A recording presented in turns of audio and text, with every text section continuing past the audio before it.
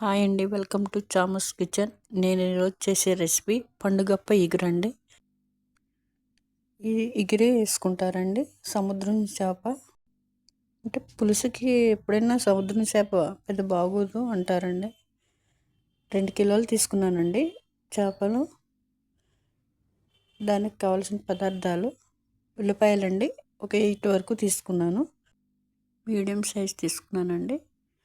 పసుపు, గరం మసాలా, అల్లం వెల్లుల్లి పేస్టు, కొత్తిమీర, సాల్ట్, కారం, ధనియా పౌడర్, పసుపు అండి. ఇప్పుడు బాండి పెట్టుకున్నామండి. ఆయిల్ వేసుకున్నాను సరిపడంగా. పచ్చిమిరపకాయలు వేసానండి. ఫస్ట్ నూనె కొంచెం ఎక్కువే పడుతుందండి, కొంచెం ఇగురు కదా, ఉల్లిపాయలు కొన్ని ఎక్కువే వేసుకుంటాం కదా. ఇప్పుడు ఉల్లిపాయలు వేసుకోవాలండి, మంచిగా మగ్గబెట్టుకోవాలి.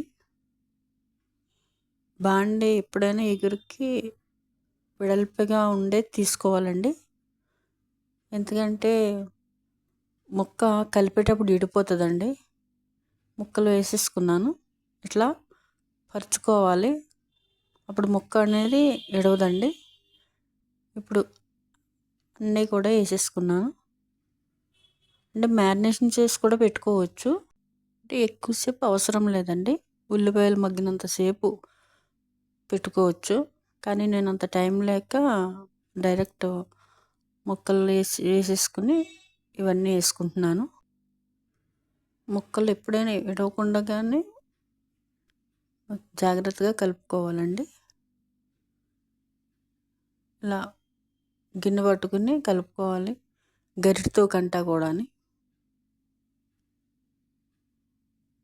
ఇలాగా. మీకు అన్నీ తెలుసు, చెప్తున్నాను అనుకోవద్దు.